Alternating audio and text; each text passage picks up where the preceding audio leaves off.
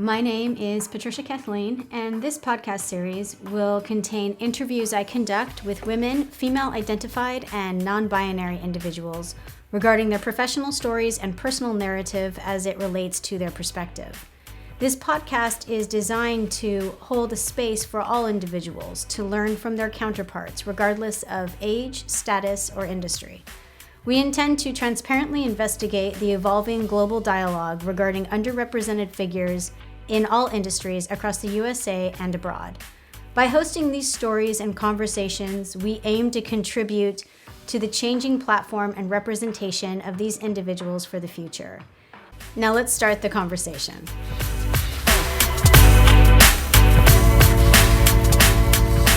Hi everyone, and welcome back. I am your host, Patricia, and today we are sitting down with Gigi Diaz. Gigi is a radio personality, entrepreneur, and life coach. Welcome, Gigi. Hi, I'm so glad we get to chit chat. Absolutely, I am too. I'm really excited to climb through kind of all of the different facets of your career and what you're doing with your radio and your life coaching and all of that. For everyone listening, we do have a little bit of a time delay, and Gigi and I are going to power through it like the champs that we are, but I just wanted to kind of put that out there. I'm going to read a brief bio on Gigi, but before I do that, a quick roadmap for today's podcast. We will first look at Gigi's academic background as well as her early professional life. Then we'll turn our attention towards unpacking some of what she's doing with her entrepreneurship, her radio hosting, and any other current endeavors that she would like to divulge with us. Then we'll turn our attentions towards Gigi's goals that she has for all of her endeavors for the next 1 to 3 years. And we'll wrap everything up with looking at advice that Gigi may have for those of you looking to get involved with what she does or perhaps emulate some of her success. A really quick bio on Gigi before I start peppering her with questions. She's a multifaceted journalist and entrepreneur with experience in TV and radio as both on-air talent and producer. Gigi is also the founder of Gigi's Academy, a performing arts center ranked top 3 in Miami, Florida, dedicated to providing children a safe and fun-growing environment. She's also the founding of Seizing Happy, a life coaching organization offering mindset and business coaching for women. So Gigi, I'm excited to kind of climb through. I love that you've got kind of these different branches of what you do, and I can't wait to find out how all of that comes together. But I'm hoping you'll first start off by kind of drawing us a picture of your early academic life and professional life following academia. So academically, I have my bachelor's degree in sociology and anthropology by accident because I started doing journalism.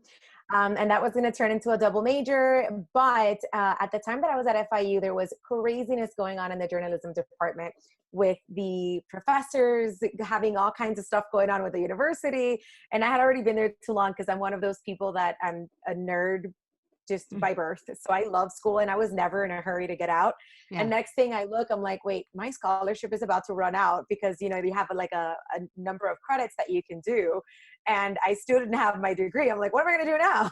So I was like 6 classes away from a sociology and anthropology degree. And I was like, whatever, I'll do that just because now I have to get out, right? They're like rushing me out of here. Yeah. And then after that, a couple of years after I graduated with my bachelor's degree, I went back to school for my master's because I was still doing broadcast. I was still doing communications. And just because I felt like it was going to give me that extra tool, you know, it was going to give me that extra thing that I could always use. And because I'm a nerd and I love school, I went back for my master's in global strategic communications. So that's my academic background. And then a little bit after that, I went back again to get my certification as a life coach through an ICF course that is offered at the University of Miami. Okay. And so was that a master's or was it just an additional certification? It's an additional certification. And then with that certification, I also got a certificate in something, it's like it's a course that was initially given by a Harvard professor and they brought it down to UM as well. And it's a certificate in happiness studies.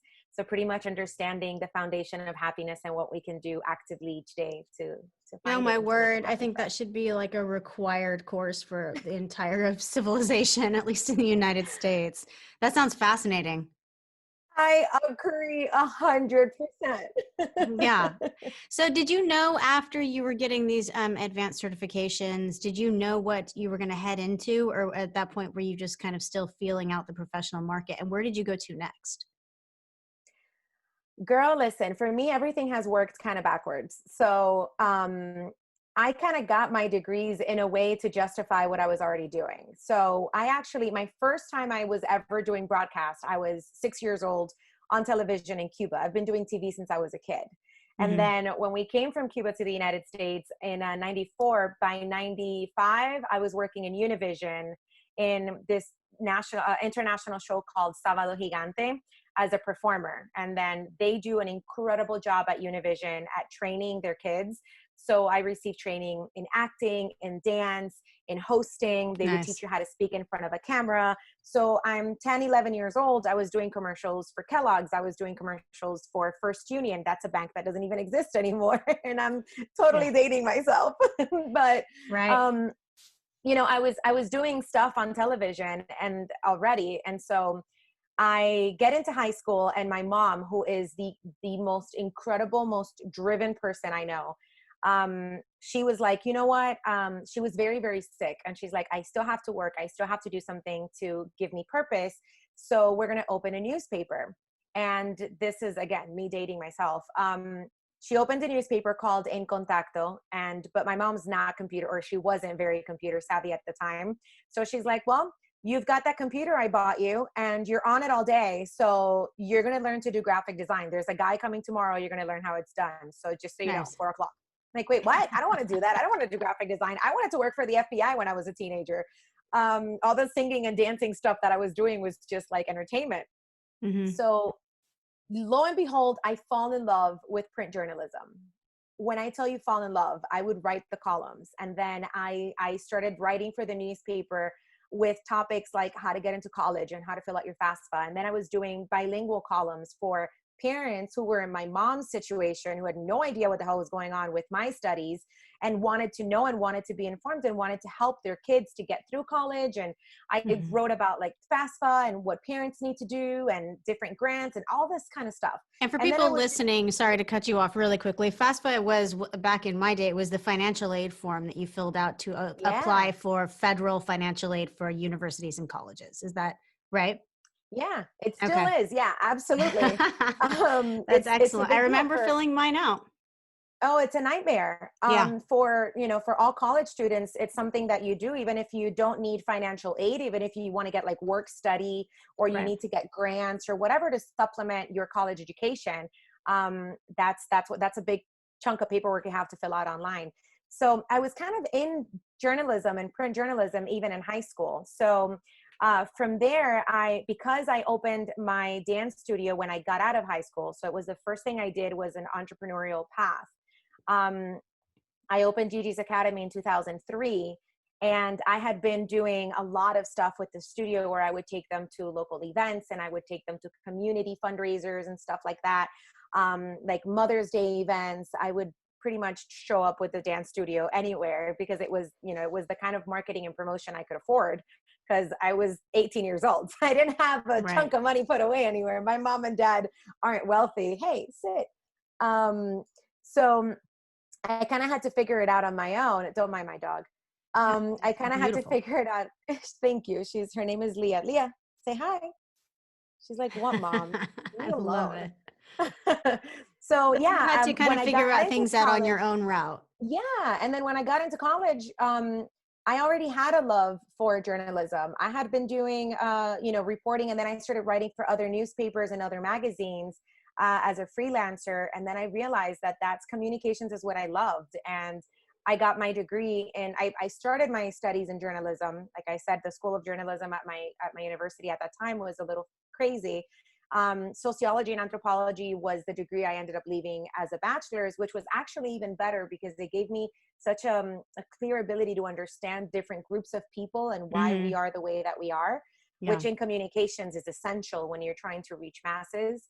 Um, and then I continued both paths simultaneously. I continued with my business, which is still open today. I think it's like 16 years or something now, which is weird. And it feels like yesterday still. And then I continued working television is what I was doing the most until I accidentally ended up in radio. So Okay, well, let's get into that accidental slide into radio. But before we do, the Gigi's Academy, how do you manage? Do you have a general manager? And when you started yes. out, did you have just yourself or did you start it out with a buddy? Was it all alone? I mean, because I imagine over 15, 16 years it grew. But Yeah. and now how much of it are you still a part of? So when I started, I was the main instructor. My foundation in dance training was in flamenco, jazz, and modern. And I had additional workshop training in hip hop. So I was able to teach the 4 main classes that we offered in the dance studio. So I started by myself. I think I was missing like $500 or something to be able to get into the place that I wanted to get into. And I told my mom, I was like, she asked me, she's like, what are you going to do? You're going to college. So what are you going to study? I'm like, you're having this conversation by yourself. Like, what I'm going to do is I'm going to open a business. I'm going to go to college because otherwise you'll probably kick me out of the house. But what I really want to do is I want to open this dance studio. That's like this thing I have in mind. And she's like, cool. What do you need for that? So I told her I'm like $500 and I want to barter the mirrors because I needed mirrors too, obviously, with your newspaper. She's like, all right, you can barter whatever you want and I'll lend you the $500, but you have a year to give it back to me to the date. And my mom does not play. Like, my mom is strict. My mom is like a military sergeant. Like, she's very strict. So of course, a year in, I'm proudly bring my mom these $500 like I'm bringing her the Holy Grail, you know? Yeah. And I'm like, look, mom, here's your $500. And she's like, I don't want that. And I'm like, I've been stressing because I wanted to make sure I gave you back. She's like, I just wanted you to be committed. And I wanted you to know that running a business doesn't come for free and that what you ask for, you need to give back. And what you get into, you need to get into 100%. And I just wanted to know that you were committed to what you were doing. So she didn't take the $500 back, but. Nice. So it's still up and running. Did you eventually, as it grew, did you hire a general manager to take that Oh, over so yeah. that you could do your own endeavors? Absolutely. So I have teachers. I have 7 instructors that teach right now. I actually have my mom as my manager right now because it's better for her. She's very sick and she's been with me throughout my entire career of, dancing since I was 4 years old. So she understands the business very well. She was with me through the process of opening it and teaching and the whole shebang. And she's an entrepreneur herself. My mom has opened and managed multiple business since we've come to the United States. So she's very familiar with what it takes to keep a business afloat. So when I graduated from my bachelor's, I actually had 2 dance studios that we were running simultaneously. And it was really overwhelming. I wanted to focus more so on my career and I wasn't dedicating as much time to teaching or any of that. And so I was going to sell it. And instead she's like, I can just manage it for you. This is a great plan B in case anything ever goes wrong. You have, a healthy source of income here that, I'll babysit it for you. She's like, you've put so much into this business. It's like your child. It's going to be hard for you to just, make the decision to shut it down. And you shouldn't have to if I can just take care of it. So we did that. We downsized to 1 studio instead of the 2 that we had running simultaneously. And that's what we have going on right now. The dance studio has 4 rooms. We teach ballet, jazz, hip hop, belly dance, salsa, and what am I missing? And fusion for the babies. And we have summer camp, after school, all sorts of services for the kids. And now because of what's going on with our, I guess at a global level, the dance studio is closed, but we're offering a lot of like cyber classes and we get together with the kids on Zoom and teach and dance and review their choreography, stuff like that. That's fantastic. It's great to see that, that you held on to it. I think a lot of people get tempted to let those early endeavors go. And, it is a part of your legacy. Like you were mentioning, this, your mother was saying it's a childlike format that something you created and continuing to let it go. I think that the most important thing is learning how to kind of shell off some of that responsibility as you grow, and which it sounds like you did beautifully with your mother kind of sliding in and managing that. So now I want to get into, you mentioned kind of accidentally backing into this great fortunate experience of kind of backing into radio. How did that happen? It sounds like you were involved in television and then something happened with radio. Yes. So I was working television for a long time. Like I said, ever since I was a kid, I got into Univision as a performer, and through there you start doing different things. I was working as a reporter, Spanish and English. I did a lot of sports. I did harness racing at a national level. But I kept taking my dance studio to different places. One of the places where we were asked to perform was for then they were just the Florida Marlins, or the Miami Marlins now. They would do family Sundays, and they had a beautiful stage set up every Sunday before the game, like an hour before the game. What's up, mommy? An hour before the game. And we were asked to perform, but I didn't know at the time when I was asked to go that the people that hosted the stage was the Radio Disney Miami team. So anytime I have ever taken the kids to perform anywhere with Gigi's Academy, my only deal was always, we want to provide this entertainment free to the community. When it was a community event, such as performing for the Marlins, or, you know, when in our city, they do so many wonderful events in our city. So we're always performing there. But my only requirement is that I introduce my dancers. So if there's going to be any hosting, it's got to be done by me.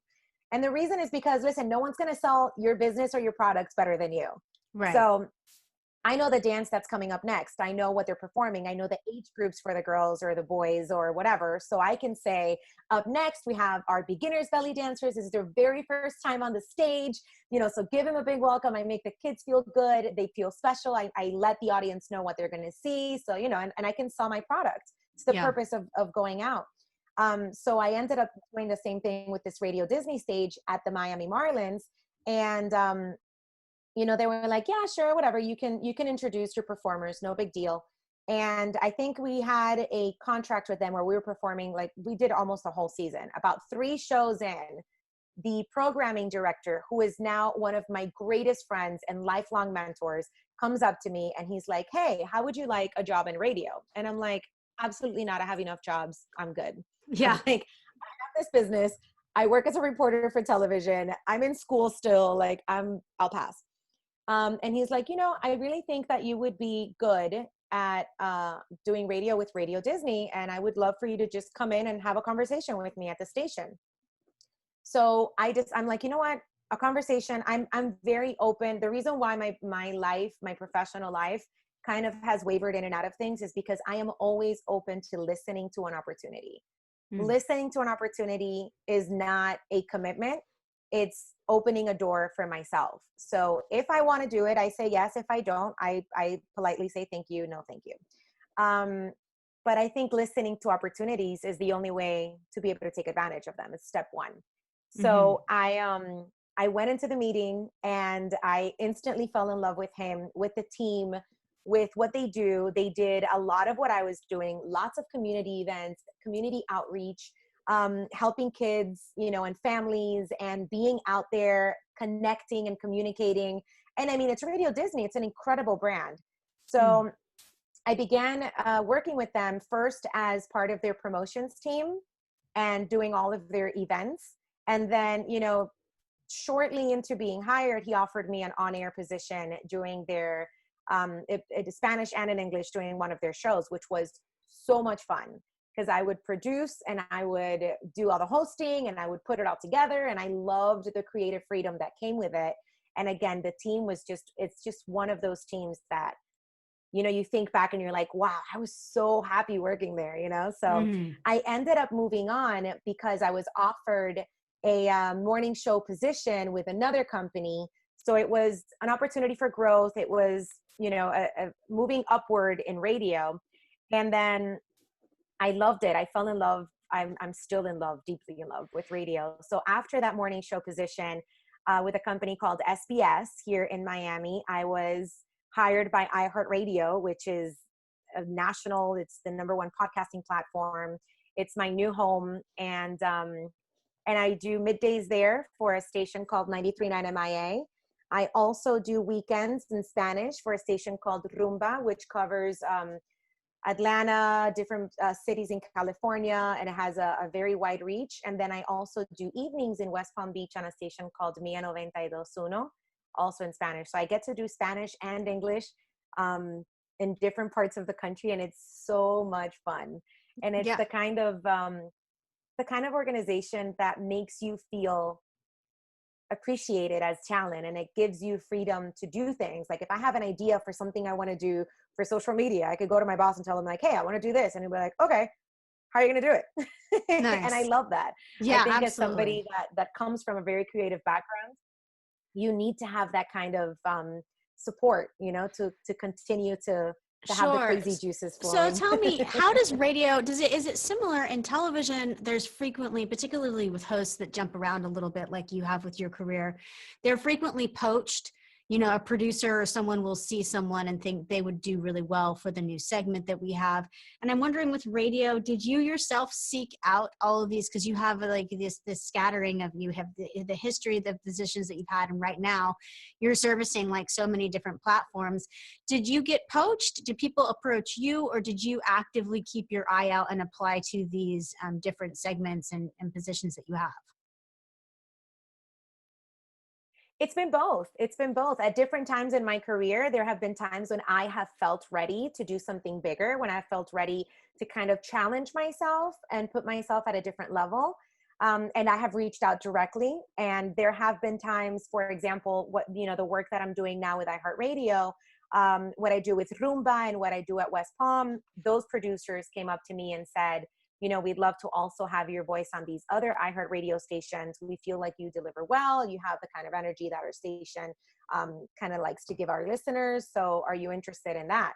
So I think it's worked both ways. And I think it's important for anybody out there to, and this is something that I teach a lot in my coaching, is you've got to put yourself out there. You can't just sit and wait for offers. If you know that you're ready for growth, if you know you have what it takes to push yourself to the next level, you have to feel confident enough to ask for the position. If the position doesn't exist, ask to create it.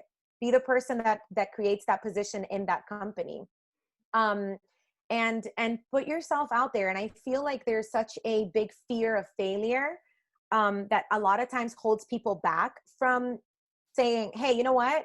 I'm good being here. I'm so grateful to this company for giving me 5, 6, 7, 12 years, but I want to do something more. And Right. I found the job somewhere else. Going through that process and asking and applying, and people feel like being told no is gonna suck, and it does. And people feel like if you put yourself out there and you fail, it's gonna suck, and it does. But the truth is that that's where the growth is, and challenging yourself to do more and in putting yourself out there is where you're gonna find the new space to grow into. And if you're scared of failing, you're not going to learn. If you're scared of failing, you're not going to grow. If you're scared of failing, you're going to be stuck in the same place. And one day you're going to be old enough and wise enough, and you're going to feel like, I wish I had done more with my life. Sure. Nobody, I've never heard anybody say, man, I wish I'd done less. I've always heard people tell me, I wish I'd done more. So you Absolutely. got to be able to put yourself out there and take a risk and be told no and be turned down. Who cares? So I'm curious, with the different radios that are the programs that you host, do you have one in particular that speaks to you? Also, what kind of genre? You say you're delivering some of them in Spanish and some of them in English, but do you have kind of are you a typecast? Do you have areas that you report on? Are you doing hard news? Are these editorial programs? Like, can you give us a brief synopsis of the different programs that you're hosting? Yeah.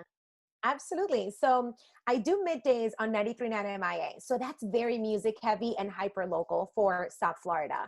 So when I talk into my stop sets, I'll let you know, for example, now with everything that's going on with coronavirus, I'll keep you informed about breaking news. I'll keep you informed about where food drives are happening. I'll keep you informed when it hasn't been this current situation that we're in with coronavirus. It's a lot of local fun events that are happening in our community, opportunities for parents to enjoy family nights for free or for a very low cost through organizations that look out to offer these kinds of services, for parents. So it's very hyper local. It's a lot of fun. We absolutely get into all the fun gossipy stuff with our favorite celebrities and stuff like Mm-hmm. that. Nice. And I always make it a point to have positivity and to share tools and tips that are going to bring you up during your day. For the shows that I do in Spanish, the essence of the show is the same. They're music heavy. They're a lot of fun, very energetic. And then because I produce my shows, so I know what cities I'm broadcasting in, I bring that same kind of local awareness to the listener. Even though I'm not there, I make sure to get all the information that I can. I'm signed up with the news list. I talk to producers, to event coordinators, to different community leaders in these cities to make sure that I can bring the best information to the listeners within the cities that I'm broadcasting for. Now, where Nice. I do get into more of an in-depth, long talking kind of format is with my podcast. I have a podcast called Chats with Gigi, and that's where we can go on and on and on, and we cover anything. So with all the coronavirus craziness, we had a doctor join us on the show to discuss the facts and the myths about the disease, the virus. We've had podcast episodes on how to pitch yourself if you're an entrepreneur, and how to get features, on how to find your purpose, on sex and relationships and how to keep that fresh and going, because it's important.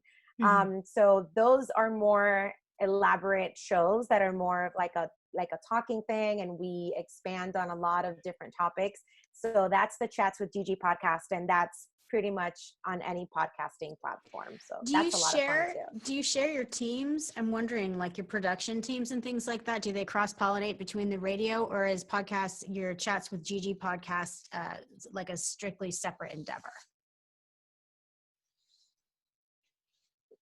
Girl, I am my own production team. Yeah. It sounds like it's all up in your head anyway. It would be too messy to have Yeah, everyone it's else all there. me. That's fantastic. So no, it would be awesome. No, it'd be great. I'm a great delegator. I would love to delegate a lot of stuff to different people, but no, it's just me.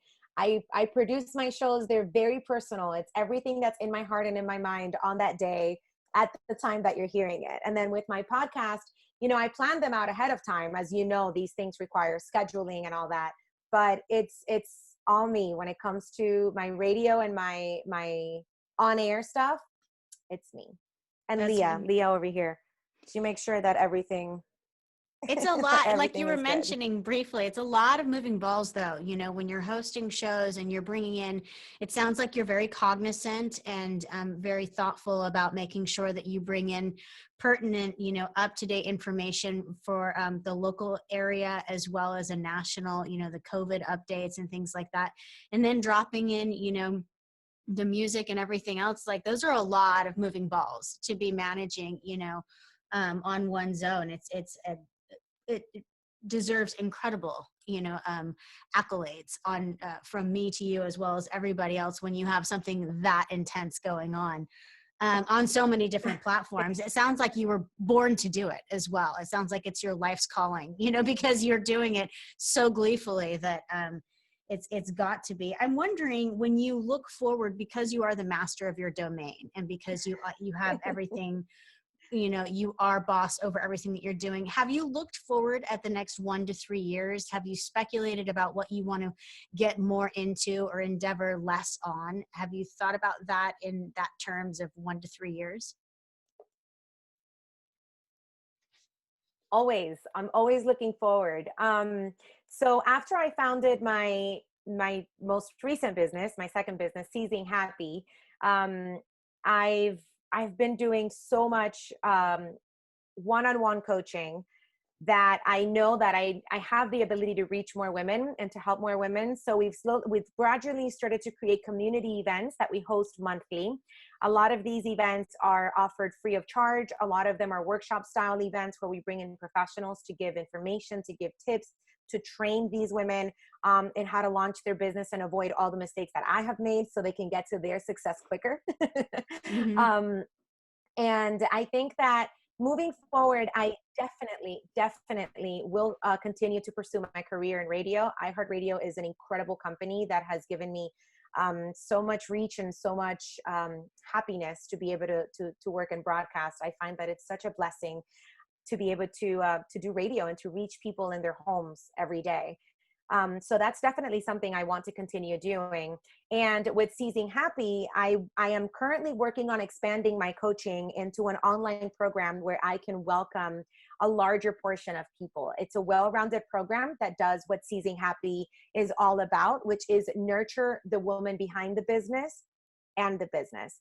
I personally, during my second round of school, when I went back for my master's degree, I was working 3 jobs, and I was not as good at taking care of myself and at juggling as I am right now.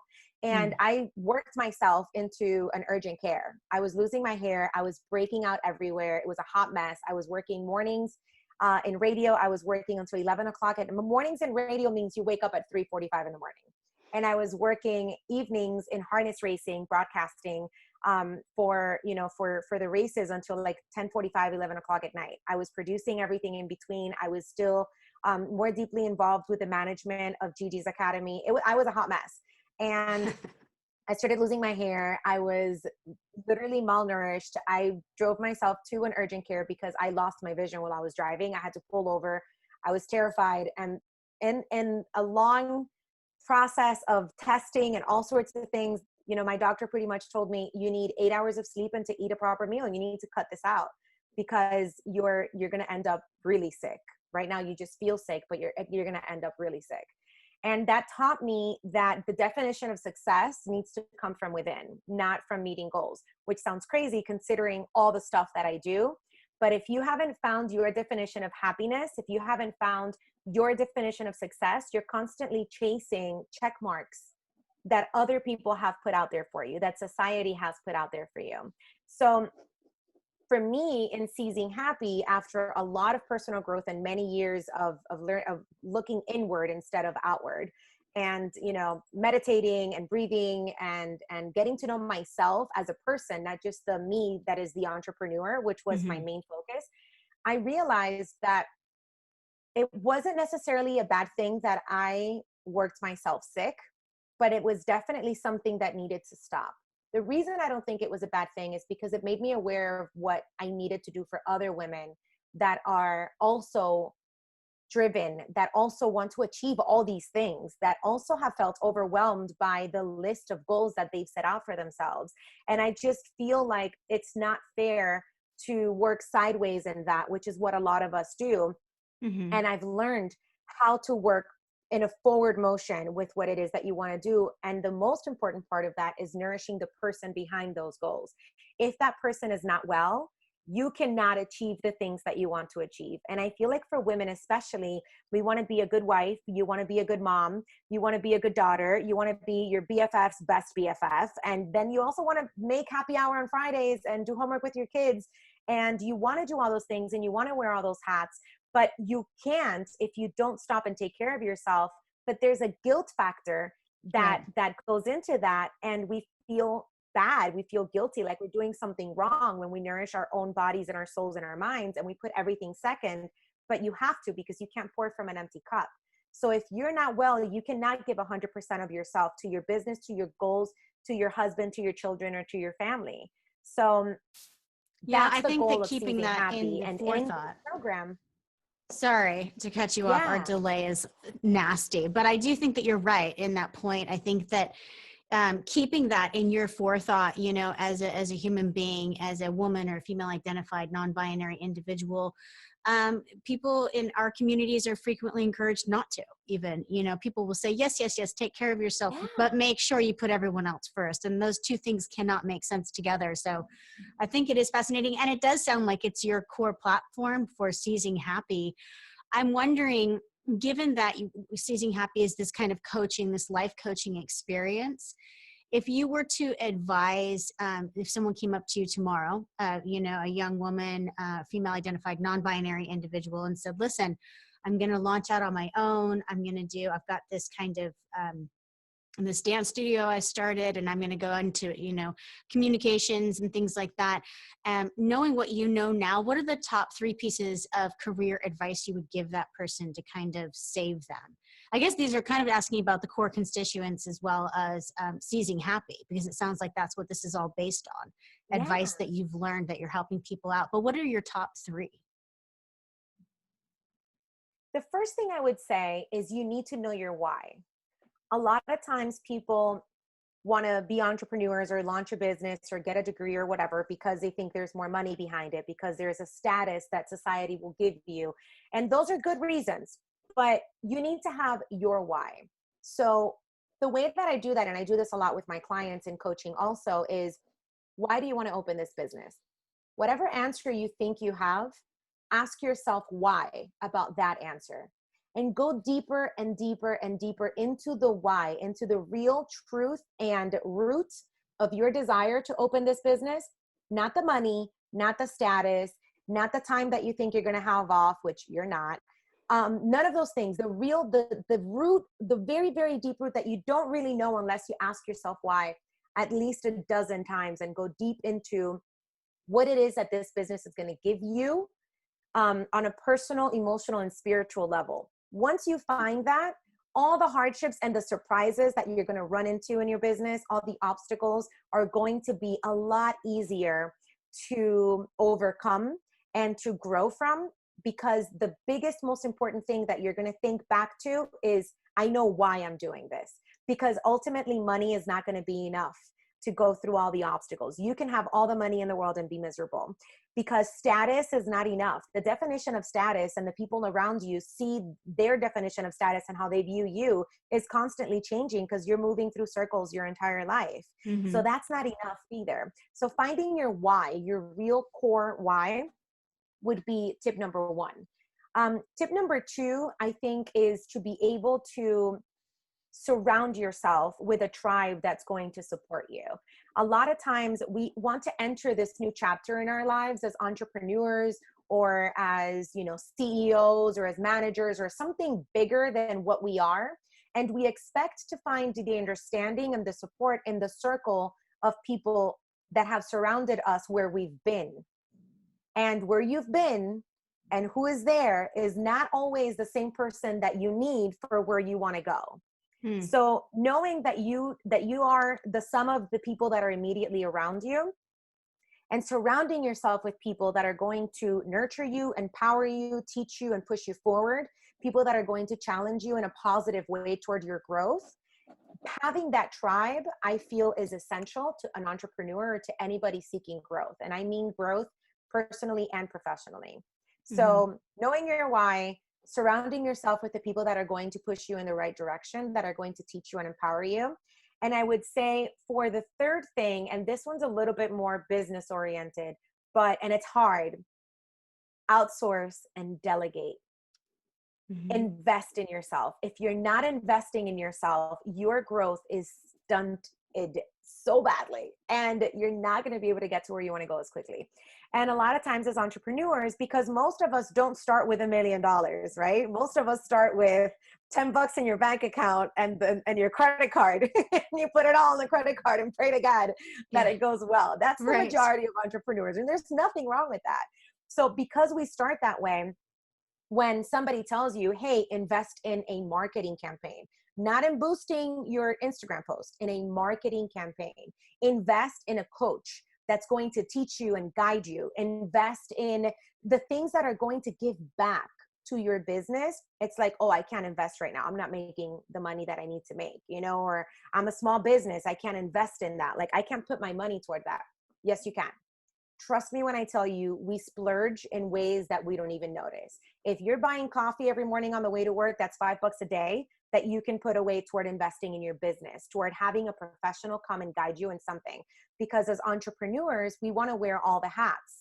We want to be the graphic designer, the publicist, the creator of the thing, and the salesperson, and right? Like, I used to do my graphic design when I was younger in my business, my website design, all the editing of my music, all the editing of my videos, teach all my classes, put all the stuff up, and then go and host the events. You can't, because ultimately none of that is going to be at its 100%, because you're not all those things. You are the face of your business and the creator of your product. But you don't need to be the person that sells it, packages it, markets it, advertises it, publishes it, manages. You can't do all that. So you have to invest in creating the professional push that your business needs. And for different businesses and different places, and whether it's a product or a service, that's a different thing. But you have to invest. So have your why, surround yourself with the right people, and be ready to invest even when you think you're not ready. Not in other things. Invest in you as an entrepreneur. Invest in your business for its growth. The stuff that's going to give back to you right away. That's important.